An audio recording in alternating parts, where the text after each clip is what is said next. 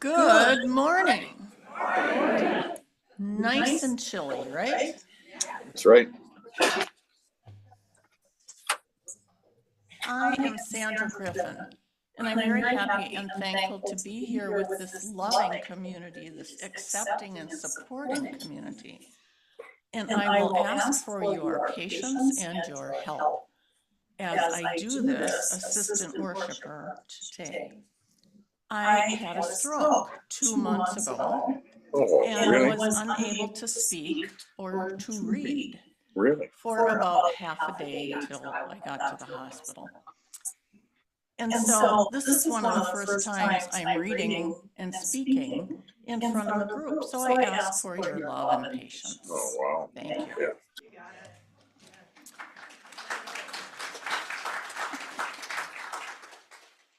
The Unitarian Universalist Fellowship of Northfield is a community that seeks love all the time.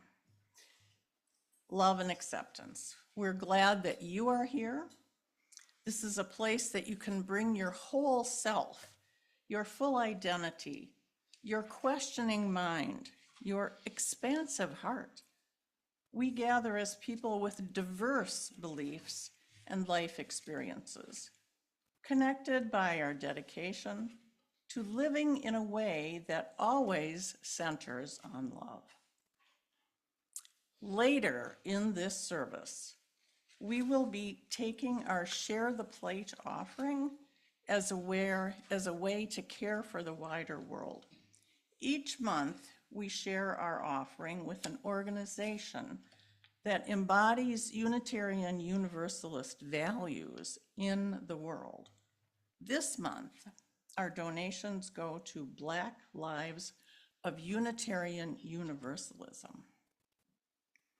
Black Lives of Unitarian Universalism provides support and community and resources for Black Unitarian Universalists and is committed to justice making and liberation through our faith. Today, we're called to support them in this work. During the offering later, you may put cash or a check in the basket or donate online from our website at northfield.org, uunorthfield.org. If you're paying your pledge today by check, please note pledge in the memo line, or if you're paying your capital pledge, please note that. There will also be instructions on the screen during that offering time. I also call your attention to a number of announcements in your order of service pamphlet, including our Sunday services planning meeting, which will be Tuesday. I believe it is on Zoom. Everyone is invited to also a hurry in for hot dish supper on Friday this week. Again, welcome. Welcome to the Unitarian Universalist Fellowship of Northfield.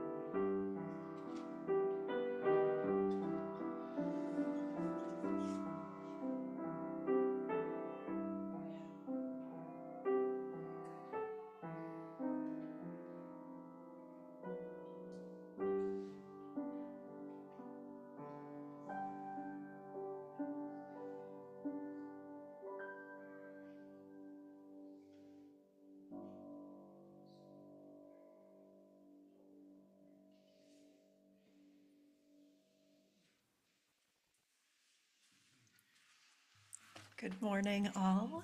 I am the Reverend Sara Smalley, she, her pronouns, and it is my joy and my honor to serve this congregation as its minister. On this, our first worship service of 2025, we begin our month-long reflection on the theme of living love through the practice of story. We consider how stories can both limit us and liberate us, and how our individual stories contribute to the wider story. In that spirit, our opening words today are from Alicia Ford. When we pause to remember who we are, companions on this great experiment called life, when we take a moment to shed the ways we have been carefully taught, to lead from fear, to punish the poor, to persecute those who don't look like us, to deny rights to those who love, to believe that we are separate, that some people are superior than others. When we take a moment to shed all of that and hear our stories, hear and see each other into existence, into community. When we take a moment to embrace, to practice a different way of being, when we answer the call of love, then we are living into the promise of building the world we dream about. Come, let us worship together.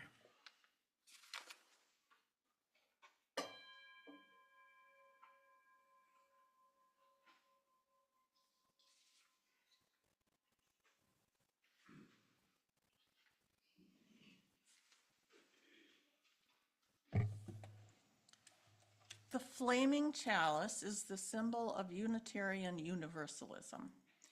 Each Sunday when we gather, we bring this symbol to life together. Please join me in speaking the words for the lighting of the chalice. Let us open our eyes to see what is beautiful. Let us open our minds to learn what is true. Let us open our hearts to love one another. Please join us in the opening hymn, number 298, and feel comfortable to rise or to be seated.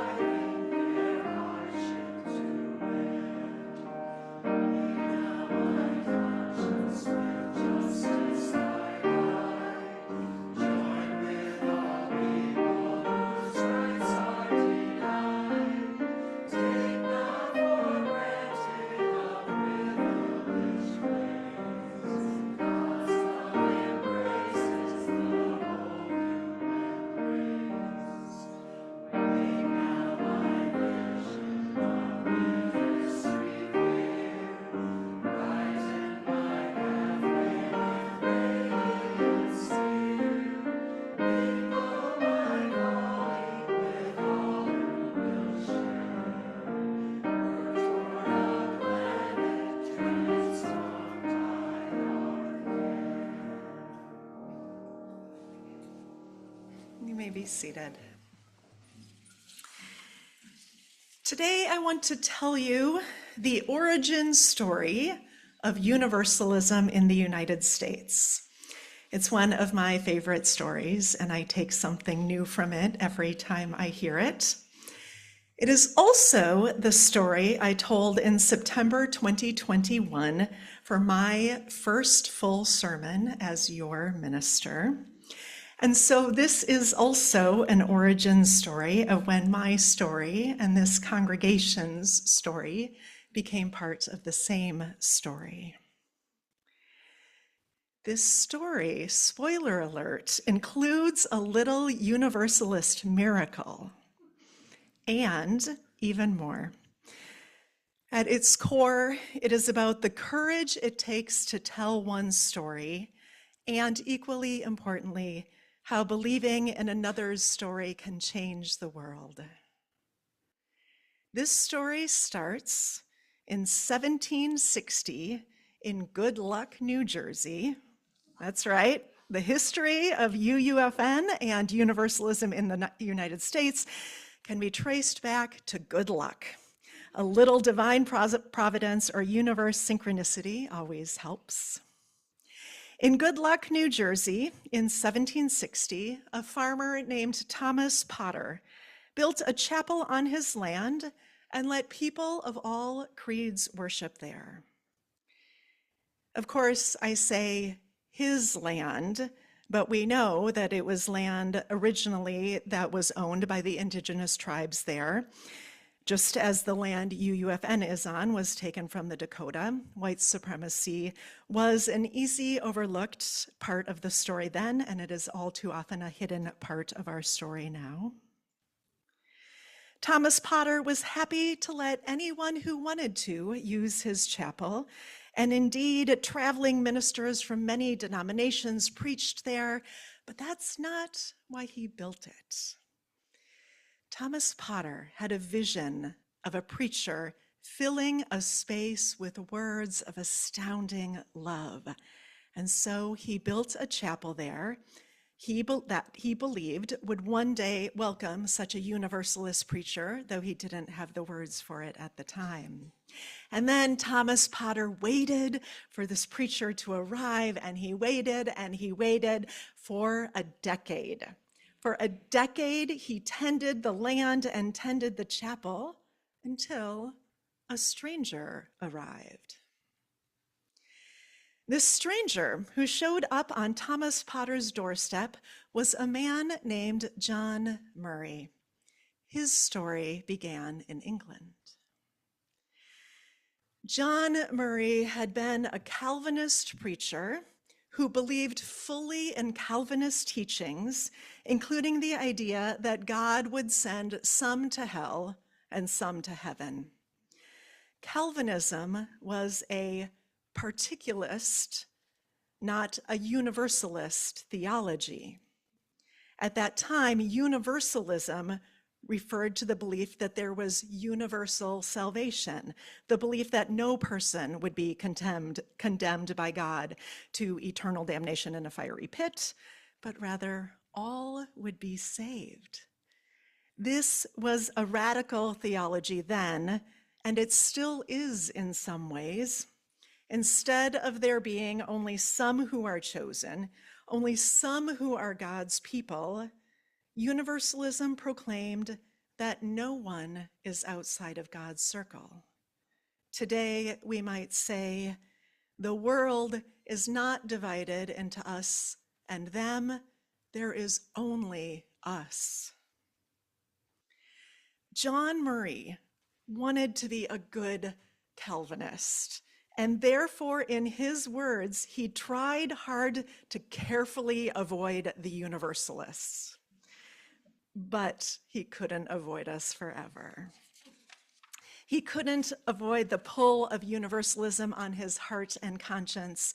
And the more he learned, the more convinced he became that God's love was so infinite, there was no way God would send anyone to hell for all eternity. He then converted to universalism and passionately preached its message. until his young wife and their 1-year-old child died. Amid this crushing grief, John Murray stopped preaching and stopped working altogether and was thrown into debtor's prison. After losing everything that mattered to him, he fell into a deep depression, and he was no longer certain what he believed. He felt as if all meaning and purpose had gone out of his life. He was firm in his resolve to not preach again ever, announcing that he, quote, wished to pass through life unheard, unseen, unknown to all, as though I had never been. But he had caring friends who continued to love him, and they finally convinced him to leave England for a new home in the United States. And so John Murray boarded a ship named the Hand in Hand. Also love that name.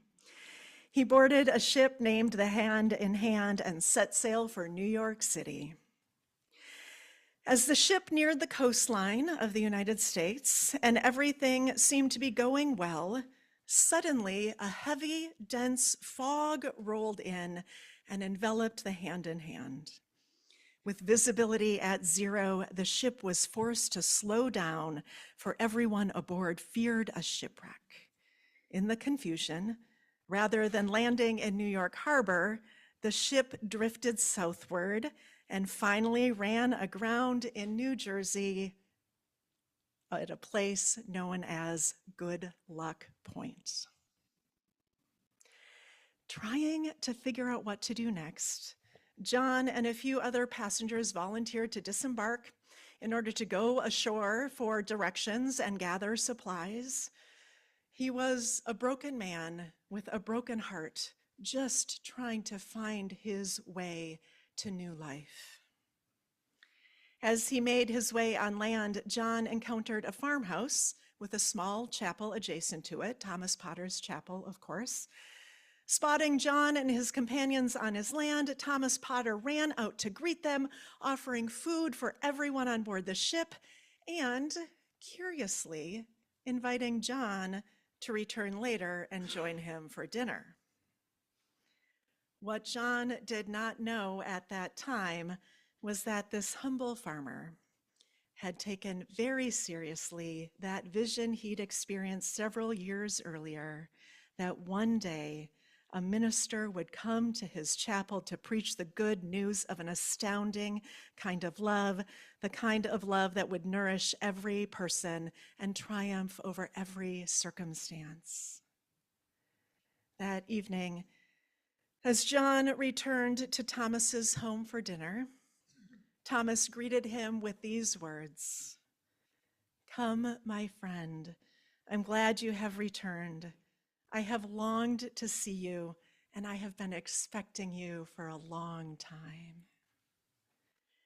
Before they had dinner, Thomas showed John the chapel and explained his dream of how his chapel would be the place where a truthful, loving, inclusive religion would be preached, a religion different than the popular themes of the day of judgment and damnation. John then confessed that he had once held the same beliefs about religion and had been a Universalist. Thomas Potter told John that he had built the chapel and had been waiting for that particular minister to arrive, and he said, "You, John, you're that minister." John was like, "No, no, I don't want to hear this." He wasn't a preacher anymore, and he promised himself that he would never preach again after all of the pain he'd endured and his deep suspicion of the divine. John wanted nothing more than to flee from all religion for all eternity. Yet Thomas knew in his heart that John Murray was indeed the preacher he'd been waiting for, and he again gently asked John to preach that coming Sunday. Well, I can't preach on Sunday because as soon as the wind changes, my boat will sail and I will be on it, said John. So sorry, can't do it. And Thomas replied, how about this? If the boat doesn't set sail by Sunday, then will you preach? And John relented, sure. If I'm still here on Sunday, then I will preach. I imagine John Murray willing the winds to change so he could flee to what felt like safer shores. But the days passed and the wind did not change. It's like the divine breath of God conspired to keep him in that place.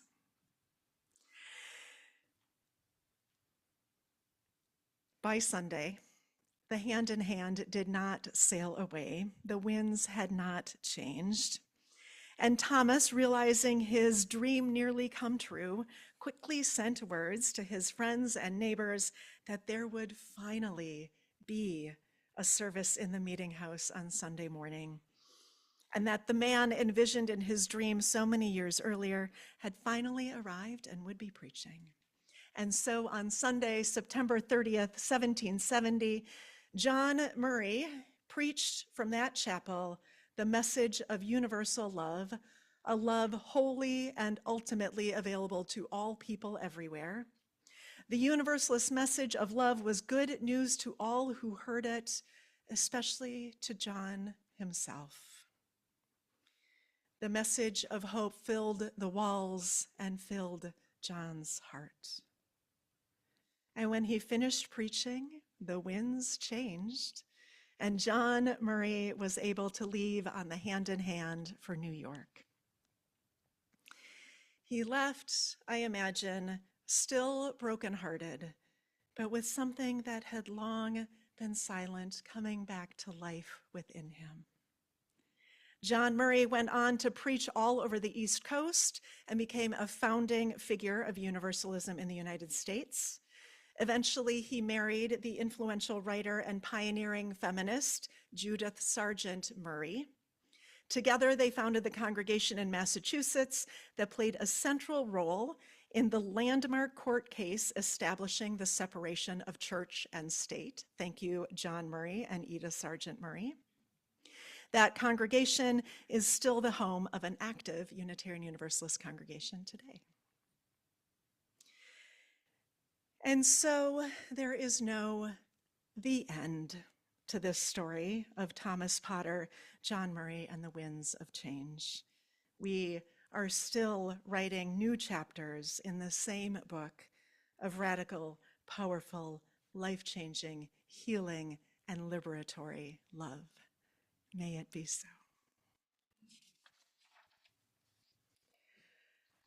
We now move into our time of centering and connection. Each week, we light our candles of community out of the reverence for the stories of our own lives. Will you take a breath with me as we move into this time together?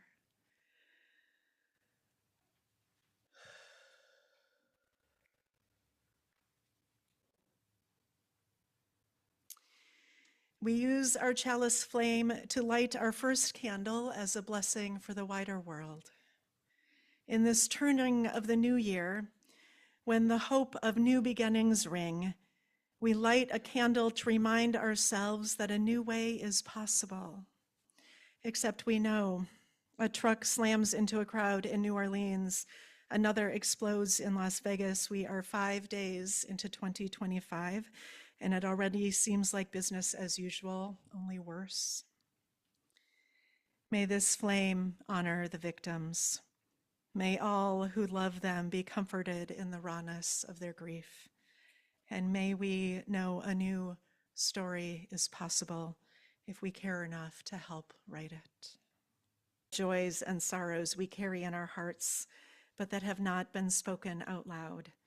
And we move into a time of shared sacred silence, that we may hear what love is telling us.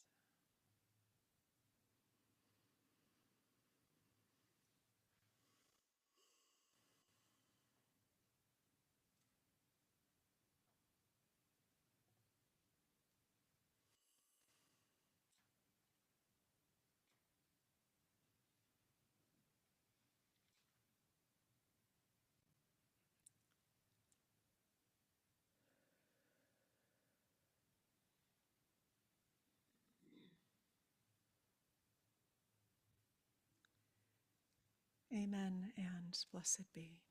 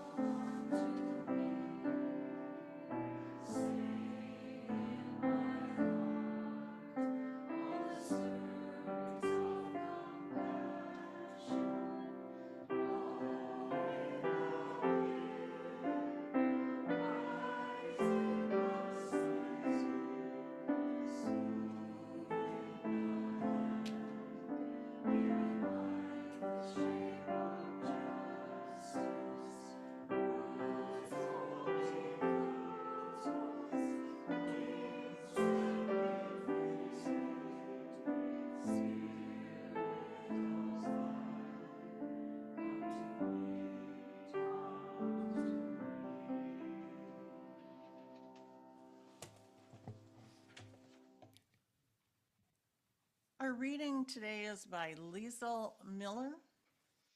Why we tell stories. We tell stories because we have leaves, and on damp days, our muscles feel a tug, painful now, from when roots pulled us into the ground. And we tell stories because our children believe they can fly, an instinct retained from the bones in our arms when they were shaped like zithers and broke neatly under their feathers. And because before we had lungs, we knew how far it was to the bottom, and we floated open-eyed, like painted scarves through the scenery of dreams, and because we awakened and learned to speak. We tell stories because we sat by the fire in our caves, and because we were poor, we made up a tale about a treasure mountain that would only open for us. And because we were always defeated, we invented impossible riddles only we could solve, monsters only we could kill, women who could love only no one else.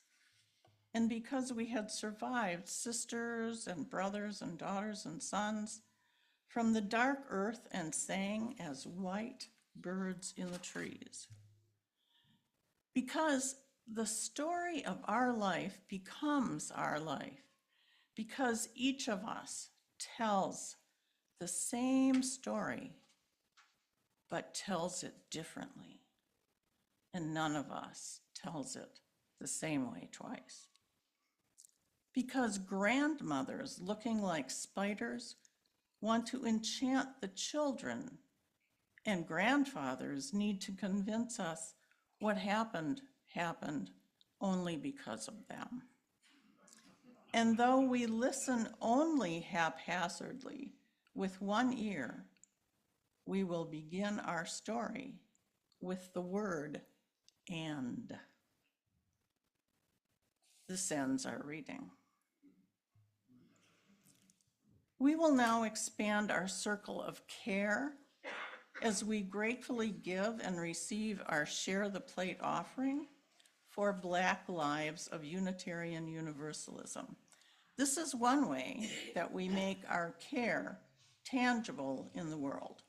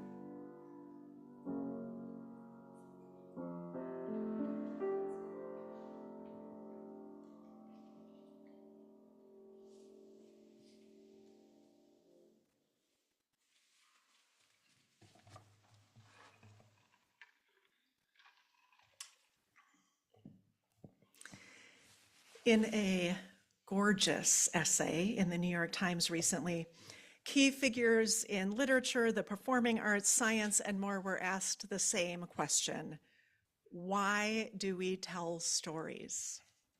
The essay starts with this background. As humans, we have been telling stories since our beginnings. Some researchers suggest that the origins of language date back more than 20 million years, while writing surfaced around 3200 BC.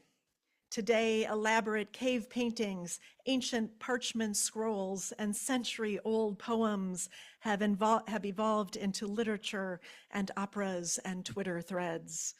But our innate drive to recount narratives about who we are, where we come from, and what we mean to each other remains an essential trait of being human. We asked a group of luminaries from various fields to answer this fundamental question: why do we tell stories? I will share their answers in a minute, but I am asking you, key figures in this worship service, as we co-create this together, luminaries of your own lives, why do we tell stories? Anyone have an answer that they would be willing to share? Because they allow us to remember. They help us to remember. Be- Without the stories, everything is just meaningless drivel in the form of facts. And I'm going to repeat it for Zoom folks. Because they allow us to remember, otherwise everything is just meaningless drivel of facts. Mary. Because they allow us to share important parts of our lives. Because they allow us to share important parts of our lives with each other. And I'm sorry I cut off your story. Your answer. Brandon. They allow us to share our understanding of the world, both in memory and in fiction. They allow us to share our understanding of the world, both in memory and in fiction. They give us a tool to tell ourselves who we are. They give us a tool to tell ourselves who we are. One more. Go ahead, Kat. They help us connect with each other. They help us connect with each other. Yes, all of that. Let me share some of the wisdom shared in the New York Times essay that just adds to the richness that has been shared here. Poet Amanda Gorman answers that question with this: we tell stories because we are human, but we are also made more human because we tell stories. When we do this, we tap into an ancient power that makes us and the world more of who we are. A single race looking for reasons, searching for purpose, seeking to find ourselves. Yale law professor Amy Chua says, we tell stories for countless reasons: to delight and destroy, to arm and disarm, to comfort and crack up. These days, I love regaling my students with tales of rejection and humiliation from my younger days, mortifying total fails that still make my face burn. Stories can bridge chasms, connecting us in our common ridiculousness. Actor Wendell Pierce answers, storytelling is the gateway to truth, which helps inform our opinions, decision-making, and self-views. Sharing our stories allows us to come together, declare what our values are, and act on them. Without storytelling, we would not have the layers of history that impact our present and influence the future.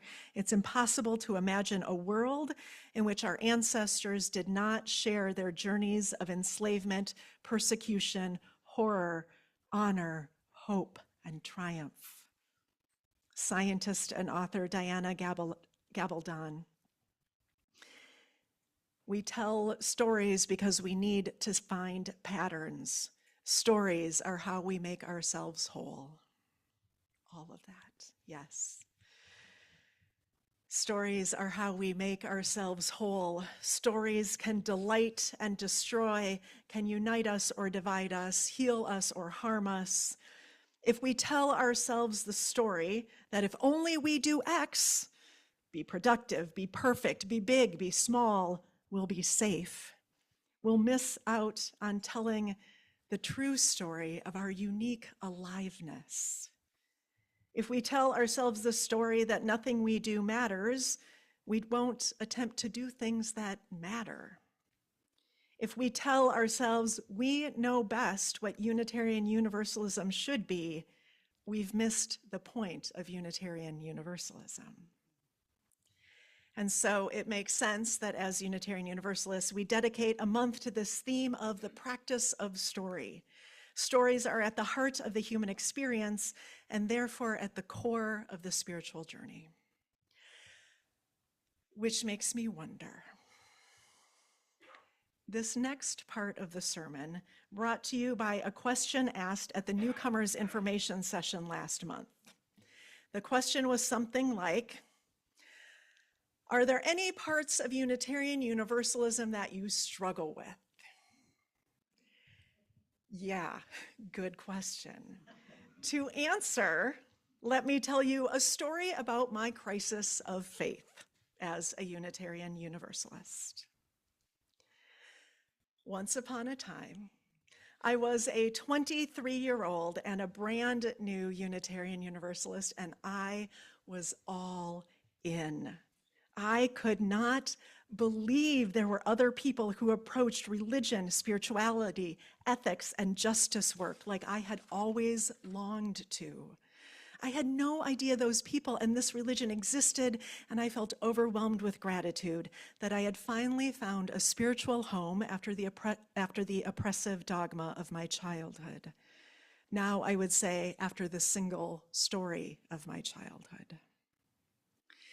And so I joined every group at First Universalist Church of Minneapolis that I could join, and I started a young adults group there, and I hosted book clubs and discussion groups on all things UU. From those first moments, I loved this faith unquestioningly. And then a few years later, I had some questions. One question in particular led to this crisis of faith for me. How can we be a religion without a shared story? How can we make meaning together without a shared story? I could get that we have different beliefs. I had no problem getting my head around the fact that atheists and theists and mystics could worship together. But how could we ever feel connected as Unitarian Universalists across the globe if every congregation is just doing some random thing every Sunday morning? If storytelling is a fundamental part of being human, was there enough depth in a list of 7 principles to sustain a lifelong spiritual quest? After all, a list of principles is not the same as a shared story we tell over and over through the years, a story we experience differently each time we hear it because we're in a different place, a story that connects us through grief and across generations. For me, the shared story from my childhood was Christianity. Hearing the prodigal son story year after year meant sometimes I could find myself in the story as the sheepish, ashamed son. Sometimes I could find myself in the story as the forgiving father, sometimes the dutiful, envious brother. Hearing the story of the loaves and fishes over and over reminded me over and over of the miracle that happens when a community is generous with one another. It's the repetition of those stories that changed me, not just the stories themselves. And I knew that no matter where I went to Mass on a Sunday morning, I was connected to people hearing the same stories and finding themselves in them. We don't have that in Unitarian Universalism. We have common songs, which become like Holy Scripture to us, but not a common story. hence my crisis of faith back in the 1990s. I have come to believe that we do actually have shared stories, and pretty good ones at that. We just aren't very good at telling them and reminding each other of them. UU minister, the Reverend Gretchen Haley, has written about the top 10 stories she thinks every Unitarian Universalist should know. Ones that teach something about what it means to be a UU through story instead of through a list of principles or values. You will not be surprised to learn that on that list is the story of John Murray that I told earlier. It's one of the ones at the top of my list. That story is the story of a particular human being in a particular place that tells us something about what it means to be human in a broader sense. Sometimes we're John Murray. We're overcome with grief. We've lost our faith or our purpose. We decide we would rather pass through life unheard, unseen, unknown to all than courageously share our hearts. Or sometimes we're like the John Murray after the wind, because we take a risk and the winds of change conspire to bring us exactly where we need to be, and perhaps keep us stuck there until our work is done. And our faith comes alive again, and we can no longer do anything except change the world with a message of extravagant love. Sometimes we're Thomas Potter, steadfastly tending our dream year after year, even though at times it might seem pointless. We're Thomas Potter, remaining open to possibility for a decade, and then, importantly, recognizing it when it comes into our life, when it comes trudging ashore, and then inviting it over for dinner so we can talk more. Thomas Potter reminds us that big dreams rely on small, sustained actions. He reminds us that we can change another's life by calling forth the best in them. Sometimes we're the one who gets to say to another person or to a long forgotten part of ourselves, "My friend, I'm glad you have returned. I have longed to see you, and I have been expecting you for a long time." And sometimes, many times perhaps, we're sailing across turbulent waters and the fog grows thick. But we're on the hand in hand, so we know we don't travel alone. And sometimes we learn that we need to take rest and refuge in Good Luck Harbor before setting out on new adventures. Sometimes we're a bunch of those things all at once. This is the power of stories, of shared stories. When we tell our story from deep inside, the hymn goes, when we tell our story from deep inside and we listen with a loving mind and we hear our voices in another's words, then our heart is in a holy place. It is holy to tell our story. It is holy to hear our story reflected in another's words.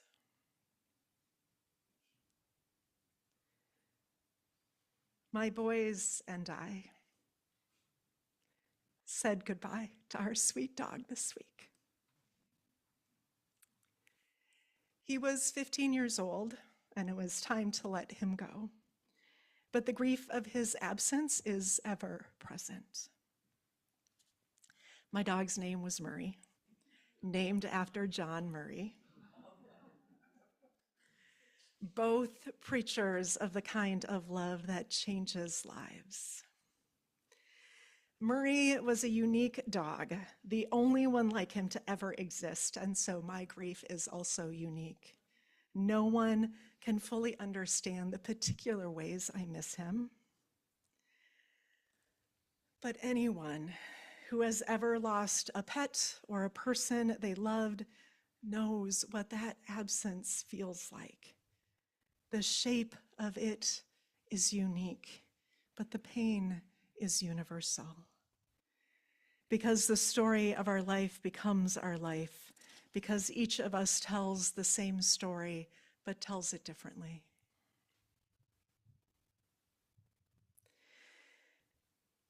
My crisis of faith as a new UU has turned into one of the greatest blessings of this wild journey of faith. I was able to give up my grasp on one story in order to hold the sacredness of stories, plural. Ours isn't a religion with a single story we have to believe to be true in order to be included, but a religion of stories, yours, mine, ours, and the ones yet to be told. We are a pluralistic faith that at its core rejects the idea that there is only one true story. Our theology is autobiographical and relational, not prescriptive, and I wouldn't want it any other way.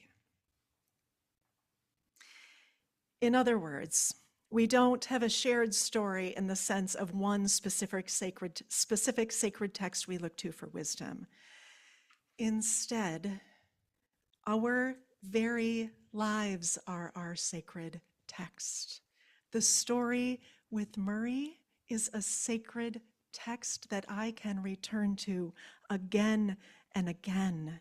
With this sacred text, there are stories that are told over and over again for good or ill, and stories that remain silent. The stories of the marginalized are a sacred text that are often desecrated. And this is why it matters so deeply what stories we tell and what stories we listen to. Because we not only read this sacred text of our lives and the world, we are co-authors of this sacred text. This sacred text was not written decades, generations, centuries ago. It is being written still. The stories we tell and who gets to tell them create the world we live in. As Reverend Gretchen Haley says, Unitarian Universalist congregations intentionally seek to cultivate multiple stories. We welcome the Buddhist chant alongside the Shaker traditional song, alongside the Christian hymn, alongside the contemporary Unitarian Universalist song of gratitude. And we give thanks for each of these melodies and tones and the ways they enrich the others by their coming together. We bring our many stories and we listen well and we open our hearts to multiple understandings. And yet ultimately we must cede some of our individual stories in service of a greater calling. We are to harmonize. This greater story refuses to perpetuate problem-focused stories and instead feeds the larger story of hope, the story of people who are kind to one another, who assume the best in each other, who listen and love each other across differences, who make room for the variety of stories that are present in the human family and welcome all who welcome all. People who are open and willing and curious, the story of refusing to imagine one another as the enemy. People who listen and learn together, who speak the truth in love, who mess up and forgive each other, and it's okay. People who laugh and risk showing up for each other even when it's hard, and people who want to make a real difference in the world. That's the story I want to tell. Stories invite us to name the details of our lives more clearly, while also setting the frame of our lives wider. In this way, there is no greater spiritual practice than the practice of story. The story of John Murray became a part of my story when I first heard it decades ago, and it became a part of my son's story when we named our dog after a spiritual ancestor who both struggled and loved. And it again became a part of the story of UUFN today, and now a part of your story as well. What is a community, after all, but stories woven together? The threads of speaking and listening, the warp and weft of compassion and truth. We are knit together, or we are torn apart by the stories we share. And we begin the next chapter of our story together, over and over again, always with the word "and." May it be so, and may we make it so. Please rise in body or spirit for our closing hymn, Fire of Commitment.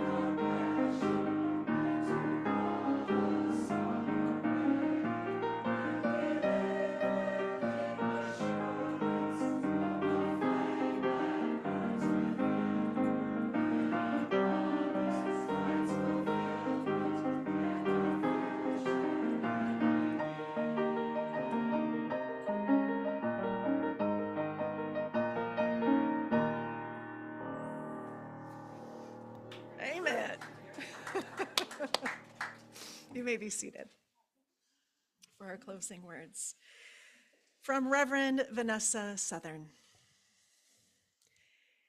May the stories we tell name the largest truths of what was, of what is, and pull us forward to what should be, as stories were always meant to do. May it be so. We join together in the words for extinguishing the chalice. We extinguish this flame, but not the light of truth, the warmth of community, or the fire of commitment. These we carry in our hearts until we are together again. Please rise in body or spirit, and with your hands over your heart or holding a hand of those next to you, or whatever posture is most comfortable, we sing words of blessing one to another.